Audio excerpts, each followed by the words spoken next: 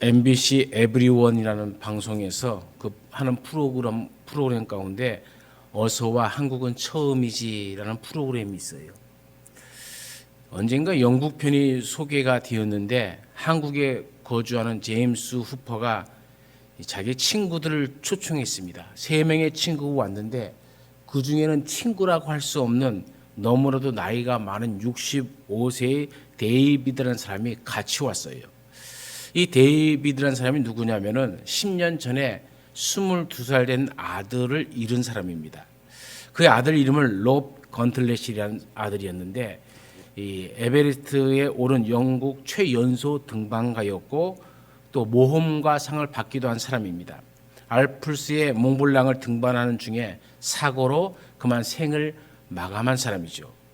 이 게스트로 나온 제임스 후퍼가 모험을 시작하게 해준 친구가 바로 이 데이비드의 아들 로비였던 것이죠.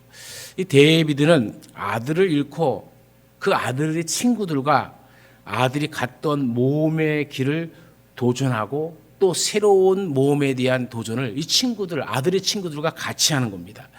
그 아들을 기르기 위해서 자전거를 타면서 기부 행사를 계속하며 전진하는 이 사람이었음을 소개했습니다. 그 이야기를 들을 때 참 감동적이었어요.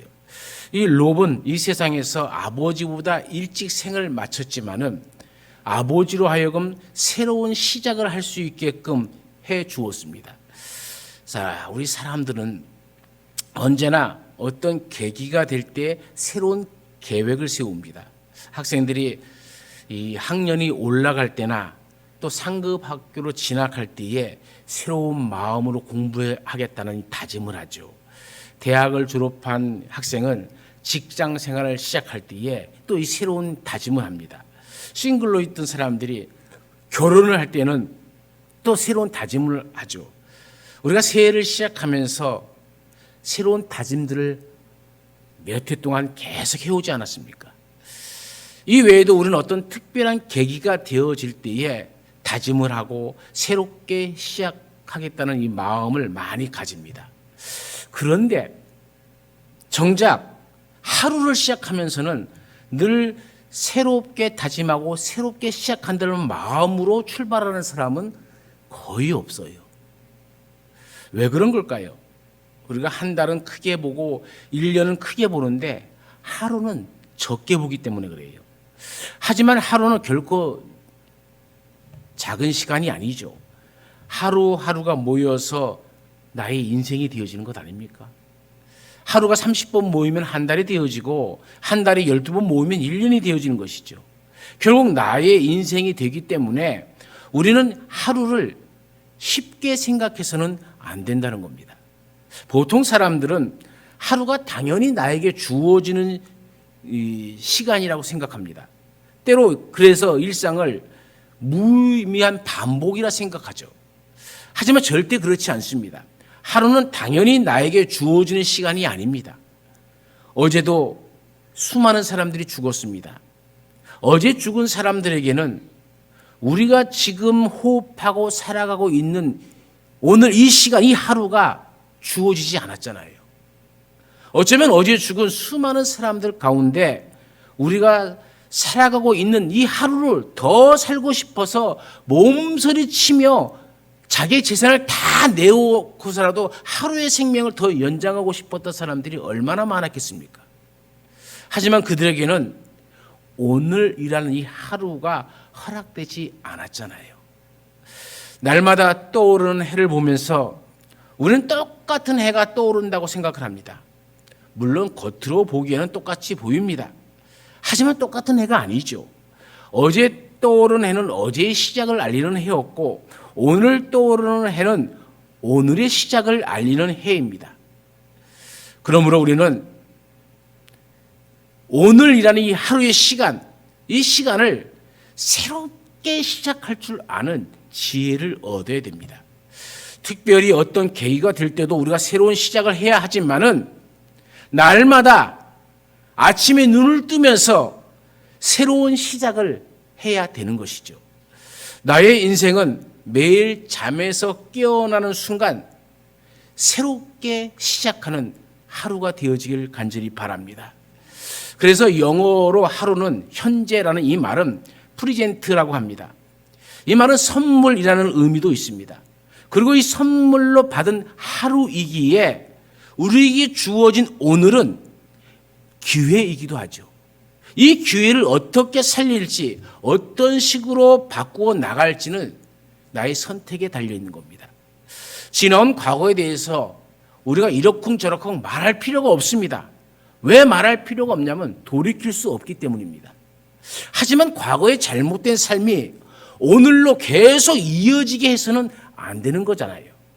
오늘 선물의 날, 이 기회의 날에 우리는 새로운 도전과 새로운 소망을 가지고 우리의 인생을 새롭게 시작하시기를 간절히 바랍니다. 오늘 읽은 이 본문은 예레미야의 슬픈 노래, 그래서 애가입니다. 예레미야 선지자는 예루살렘 성벽과 왕궁이 무참하게 무너지는 것을 두 눈으로 보았습니다. 예루살렘의 성전마저 무너지는 것을 보았습니다. 성전의 기명들과 왕궁의 모든 보아들이 무참히 약탈당하는 것을 두 눈으로 목도하였습니다. 1년 6개월 동안 바벨론의 군대에 포위되어 있으면서 굶어 죽는 시체와 살육당하는 동족들, 먹을 것이 없어서 자기의 자식을 큰 솥에 삶아서 뜯어먹는 그런 처참한 현장을 예레미야가 두 눈으로 본 겁니다. 이런 상황에서 예레미야는 고통과 슬픔에 절규할 수밖에 없었습니다. 자신이 당한 고통과 고난을 잊을 수 없다고 하면서 그 기억으로 낙심하고 실망하고 있다고 이야기합니다. 이 처절한 감정을 기록한 것이 바로 오늘 본문의 애가서입니다. 그런데 애가서 읽다 보면 이 예레미야가 기록한 이 애가는 이런 고통과 슬픔만으로 가득 찬 그런 노래가 아닙니다. 예레미야 마음속으로 곰곰이 생각을 해보니 그 고난 중에 소망을 바라보게 되어집니다. 그 이유가 무엇입니까? 22절에서 예레미야는 이렇게 고백합니다. 여호와의 인자와 긍휼이 무궁하심으로 우리가 진멸되지 아니함이니이다. 아멘. 예레미야는 자신이 당한 고통과 고난을 생각하면 너무나도 낙심이 되지만 끝없는 하나님의 한결같은 사랑과 긍휼을 생각하면 오히려 그 마음속에서 희망이 생기는 겁니다. 그런데 이것이 어떤 특별한 순간에만 일시적으로 생기는 것이 아니라 날마다 그렇다라고 이야기합니다. 예레미야는 23절에서 이렇게 고백하잖아요. 이것들이 아침마다 새로우니 주의 성실하심이 크시도소이다. 아침마다 새롭다는 거예요. 예레미야는 우리가 날마다 새로운 시작을 해야 하는 이유를 분명히 말씀해 주고 있는 겁니다. 그 이유는 끝없는 하나님의 한결같은 사랑과 긍휼이 날마다 우리를 향해 열려있기 때문입니다. 바로 앞에 선 야곱을 생각해 보십시오. 바로가 야곱에게 내 나이가 몇이냐 묻습니다. 그럴 때에 야곱이 내 나그네 길의 세월이 130년이니이다. 내 나이가 얼마 못 되니 우리 조상의 나그네 길의 연주에 미치지 못하나 짧고 험악한 세월을 보내었나이다. 위대한 지도자 모세는 시편 90편 10절에서 이렇게 노래하죠. 우리의 연수가 70이요 강건하면 80이라도 그 연수의 자랑은 수고와 슬픔뿐이니라. 믿음의 선배들이 이러한 고백은 한마디로 인간의 삶은 고난의 연속이라는 것이죠. 여러분의 삶 가운데 고난이 있는 것을 이상하게 생각하지 마십시오. 당연하게 여기십시오. 그러나 우리의 삶이 고난의 연속이라고 할지라도 우리가 여전히 소망을 가지고 날마다 새로운 시작을 할 수 있는 것은 하나님이 살아 계시기 때문입니다. 살아계신 하나님께서 여전히 우리를 사랑해 주시고 긍휼을 베풀어 주시기 때문입니다. 하나님께서 날마다 우리로 하여금 새롭게 시작하라고 밤을 주시고 또 아침을 주셨습니다. 미국 미시간주에 있는 어느 시골 마을에 정년 퇴직을 2해밖에 남겨두지 않는 도나 선생님이란 분이 계십니다. 이 도나 선생님은 4학년 담임을 맡았습니다. 한 번은 도나 선생님께서 아이들에게 노트를 한 장씩 찢어서 무엇인가를 적게 했습니다. 아이들은 찢은 노트 한 장에 적은 것은 난 할 수 없어 라는 문장이 들어가는 겁니다. 말을 쓰라는 겁니다. 어떤 아이는 난 축구공을 멀리 찰 수 없어 라는 글을 썼고, 또 어떤 아이는 난 3자리 이상의 숫자의 나눗셈을 할 수 없어. 이 각자 자기가 할 수 없는 일을 다 적었습니다. 도나 선생님은 학생들을 쓴 종이를 반으로 접어서 제출하라고 얘기합니다. 아이들은 선생님이 만들어 온 네모난 상자 위에 자기가 쓴 것을 다 올려놓습니다. 그 모든 학생들이 다 놓자 그 뚜껑을 딱 닫고 선생님은 아이들과 함께 운동장으로 가요. 그 운동장 한쪽 구석으로 가서 땅을 파기 시작합니다. 땅을 판 후에는 상자를 묶고 그 위에 다시 흙을 덮습니다. 그리고 다 같이 손을 잡고 고개를 숙이자 하면서 조문을 읽기 시작합니다. 친구들이여, 오늘 우리는 난 할 수 없어를 장례하기 위하여 이 자리에 모였습니다. 그가 이 땅에 우리와 함께 있을 때 그는 모든 사람의 삶에 영향을 미쳤습니다. 어떤 사람에게는 다른 사람에게보다 더 많은 영향을 주었습니다. 불행하게도 그 이름은 모든 공공장소에서 거론되었습니다. 학교, 시청, 주정부 건물, 심지어 백악관에서 말입니다. 우리는 난 할 수 없어에게 마지막 안식처를 제공했으며 묘비명을 새긴 비석도 세울 것입니다. 그는 떠나가지만 그의 형제 자매인 난 할 수 있어, 난 해낼 거야, 그리고 난 당장 할 거야는 우리 곁에 살아 있습니다. 이들은 아직 잘 알려져 있지 않고 우리가 묻어버린 친구만큼 강하지 못합니다. 하지만 여러분의 도움을 받는다면 이들도 언젠가는 세상에 더 큰 발자취를 남기게 될 것입니다. 난 할 수 없어요. 편히 잠드소서. 그리고 모인 모든 사람들이 그가 없는 멋진 인생을 살기를 진심으로 바랍니다. 이 도나 선생님은 난 할 수 없어의 장례식을 마친 뒤에 난 할 수 없어가 이 세상을 떠난 것에 대해 축하의 파티를 학생들과 같이 열었다고 합니다.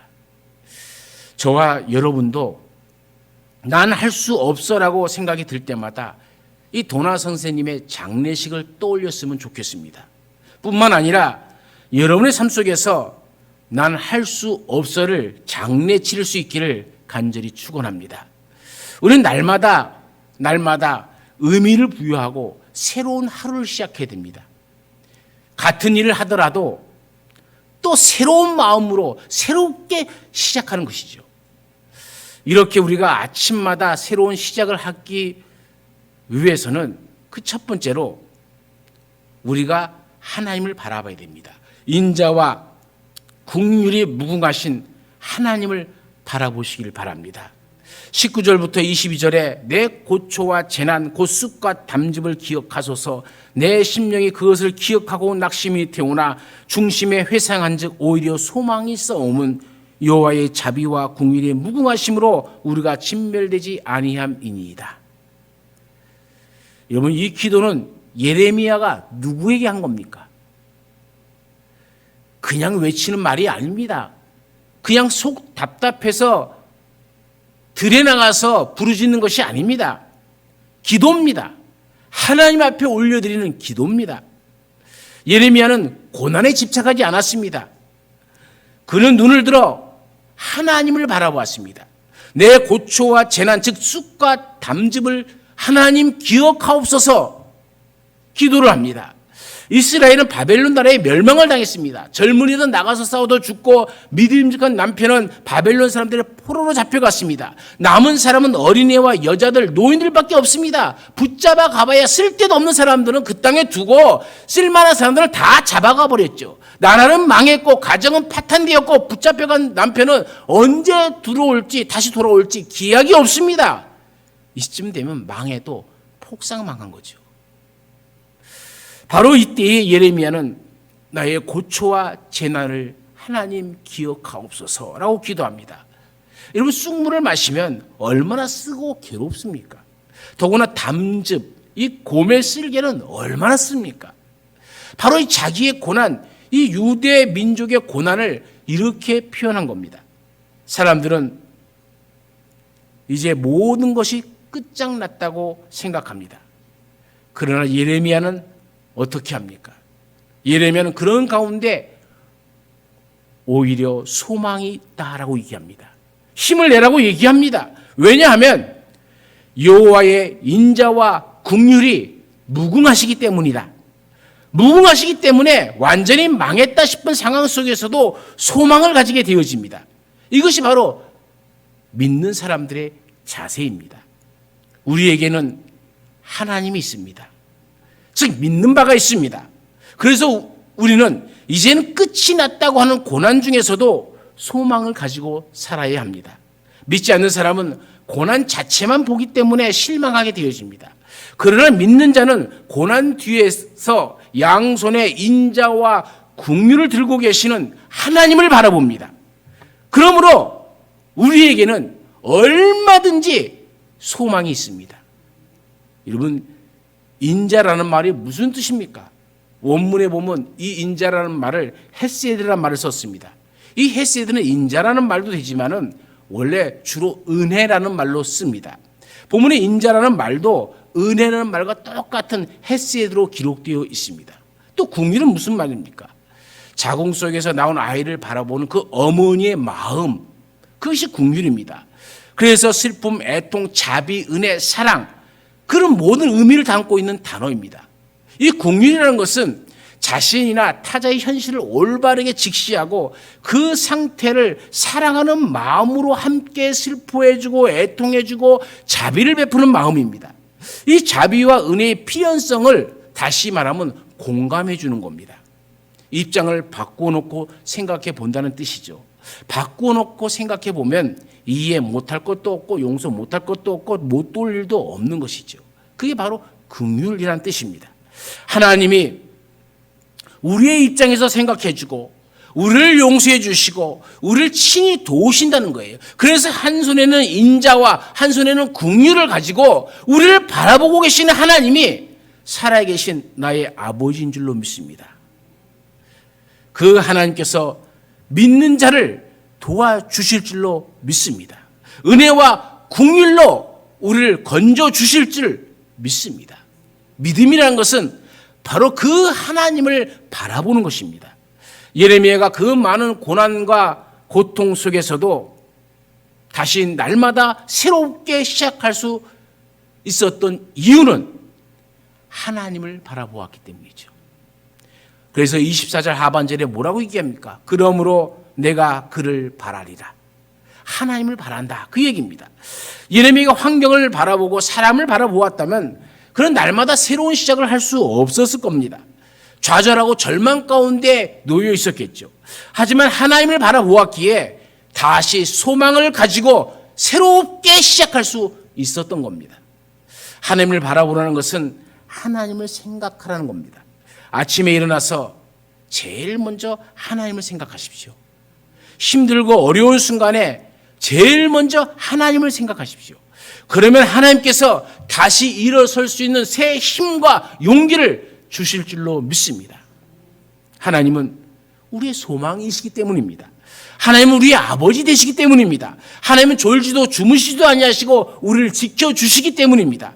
하나님을 생각하면 이 모든 고난도 하나의 과정이라는 것을 알게 되어집니다. 예수님이라고 힘든 시간이 없었겠습니까? 예수님도 인간의 몸을 입고 이 땅에 오셨기 때문에 힘든 순간도 많았습니다. 너무 피곤하고 힘들어서 풍랑이는 배에서 정신없이 주무셨잖아요. 3년 동안 동고동락했던 제자들에게 배신을 당했습니다. 십자가에 못 박혀 돌아가시는 견딜 수 없는 아픔을 경험하기도 했습니다.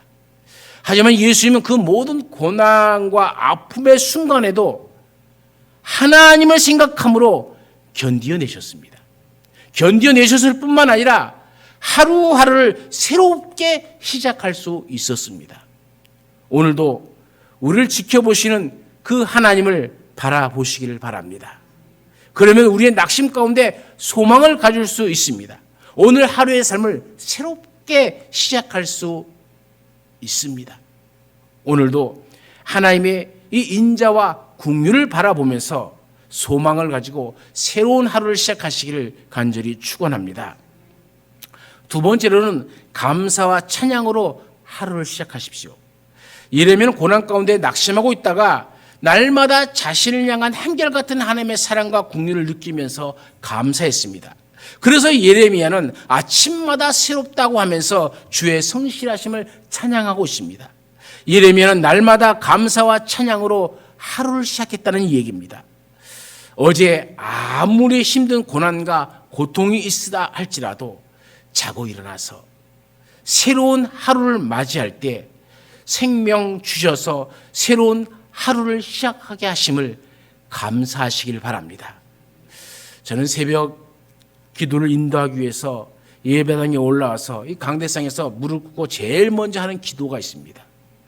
살아계신 하나님 아버지, 어젯밤에도 단잠을 허락하시고 이 새벽에 하나님 앞에 나올 수 있게 하심을 감사합니다. 생명 주셔서 이 기적의 하루를 시작할 수 있으니 감사합니다. 이 하루를 선물로 주심에 감사함을 드립니다. 하나님의 사랑과 은혜로 말미암아 이 자리에 있게 하심을 감사합니다. 오늘 이 하루도 하나님의 영광을 위해서 살게 하옵소서.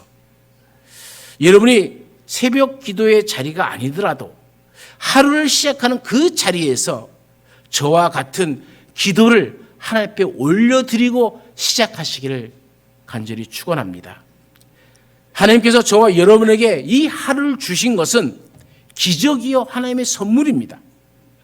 하나님의 은혜요 하나님의 복입니다. 어제 하나님께서 우리의 생명을 데리고 가셨으면 오늘 우리는 이 하루를 맞이할 수 없는 겁니다. 오늘 이 예배의 자리에 나올 수도 없었던 것이죠. 오늘 하루가 하나님께서 주신 선물이라는 것을 아는 사람은 내 가족, 내가 만나는 사람, 내가 누리는 모든 것이 하나님께서 주신 선물이라는 것을 아는 사람들입니다. 왜 그렇습니까? 이 오늘이라는 선물 속에는 오늘 나와 함께 있는 가족도, 내가 만나는 사람도, 내가 누리는 모든 것이 다 포함되어 있기 때문입니다. 사랑하는 여러분, 날마다 감사와 찬양으로 하루를 새롭게 시작하시기를 간절히 축원합니다. 마지막 세 번째로는 하나님을 기업으로 삼고 아침을 여십시오. 예레미야는 아주 절망적인 상황 속에서 본문을 썼습니다. 그런데도 하나님을 향해서 하는 말이 하나님은 나의 기업이시니 내가 하나님을 바라리라 라고 얘기합니다. 이것은 하나님께 대한 소망이 있기에 낙심하지 않겠다는 말이죠. 그 이유는 하나님이 나의 기업이기 때문에 그렇다는 겁니다. 여러분, 기업이란 말이 무슨 뜻입니까? 오늘 본문 24절을 NIV 성경을 보면은 제가 영어로 읽어드리면 못 알아들을까 봐 그 NIV 성경을 번역한 곳을 우리나라 가장 가까운 곳을 얘기하면 이렇게 되어집니다. 나는 스스로 말하기를 주님은 나의 몫입니다. 그러므로 내가 주를 기다립니다. 이 기업이란 말을 NIV 성경에는 몫으로, 나의 몫으로 얘기했습니다. 쉬운 성경이라는 성경책이 있습니다. 그 쉬운 성경에는 이 말을 어떻게 번역하냐면은 내가 스스로 말하기를 여호와께서 내가 받을 수 있는 유산의 전부이시니 내게 희망이 있습니다라고 했어요. 다시 말하면 기업이란 말을 NIV 성경은 나의 몫이다. 또 쉬운 성경에는 내가 받을 유산의 전부이다. 이 전부라는 말로 표현을 했다는 겁니다. 나의 목, 전부, 각기 해석이 다릅니다. 그리고 우리가 읽는 개역 개정에는 기업이란 말을 썼죠. 다시 말하면 기업이란 것은 여호와는 나의 몫이고 나의 전부가 되어진다는 얘기예요. 제가 여러분에게 묻습니다. 여러분 본업이 무엇입니까? 제가 이렇게 물으면 아마 속으로 믿는 사람이나 안 믿는 사람이나 똑같이 비슷한 말들을 해요. 나는 장사를 합니다. 나는 직장을 다닙니다. 나는 공무원입니다. 각자 자기 직업에 맞는 이야기들을 합니다. 이제 제가 다시 묻습니다.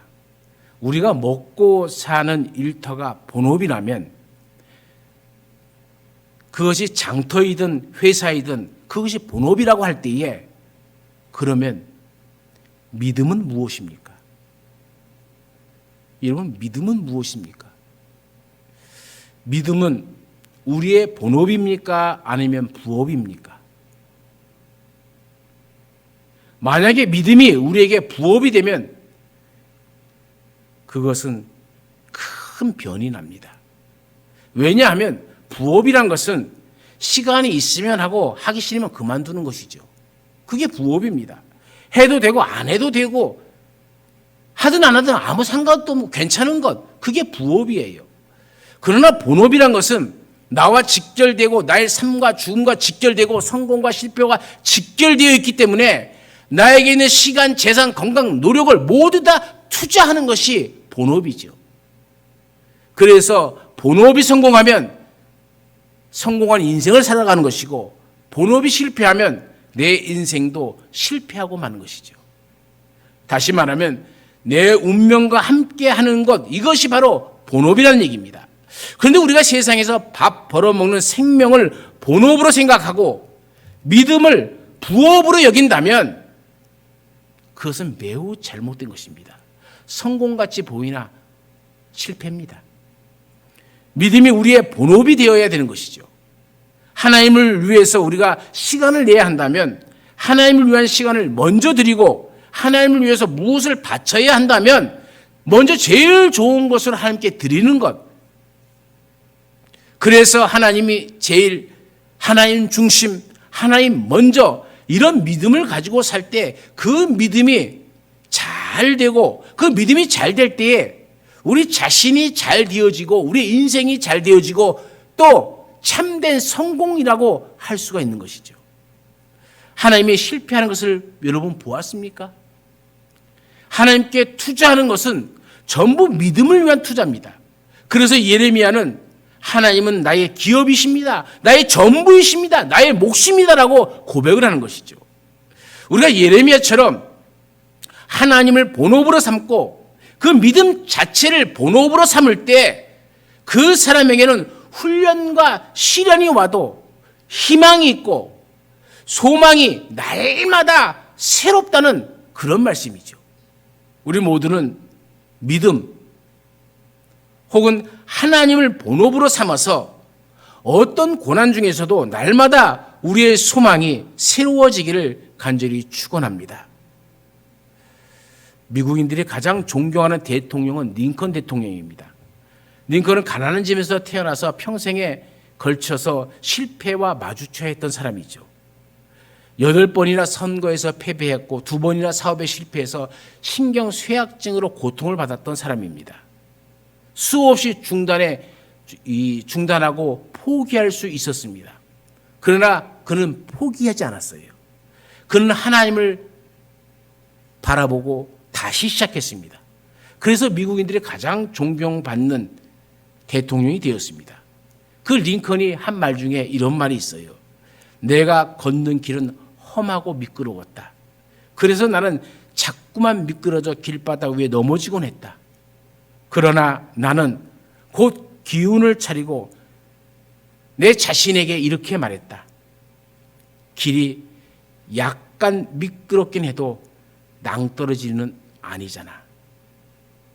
사랑하는 여러분, 우리의 인생의 길이 약간 미끄럽긴 해도 낭떠러지는 아닙니다. 낭떠러지가 아니라면 다시 일어나야 됩니다. 다시 시작할 수 있습니다. 하나님께서는 우리가 날마다 새롭게 시작하기를 원하십니다. 과거에 매여서 주저앉지 마십시오. 그것은 하나님이 원하는 것이 아닙니다. 오늘 하루를 시작하면서 여러분 하나님을 바라보십시오. 이 기적의 하루를 주신 것에 대해서 감사와 찬양으로 하나님께 바르게 서십시오. 하나님을 기업으로 삼으십시오. 내 본업이 되게 하십시오. 하나님은 나의 전부이십니다는 고백으로 이 하루를 시작하십시오. 그러면 여러분의 하루의 삶이 달라질 것입니다. 오늘도 저와 여러분이 과거에 매이지 않고 과거를 다 털어버리고 새로운 시작을 할 수 있는 날마다 새로운 이 복이 우리 가운데 있기를 간절히 축원합니다. 언제나 우리 가운데 함께 하신 하나님, 고난과 고통 가운데 절망 가운데 어찌할꼬 깊은 낙심 중에 예레미야는 하나님을 바라봅니다. 그리고 그 하나님 안에서 소망을 찾습니다. 소망을 찾은 예레미야는 날마다 새로운 인생을 살게 되어집니다. 오늘 우리도 하나님을 바라보고 하루를 감사와 찬양으로 시작하며 하나님을 내 인생의 본업으로 생각하고 하나님이 나의 전부이십니다. 그러니 나는 절대 망할 수 없습니다라는 새로운 각오로 이 하루를 시작하여서 우리의 인생이 은혜롭고 복된 인생이 되게 하옵소서. 언제나 우리와 함께 하시는 예수님의 이름으로 기도드리옵나이다. 아멘.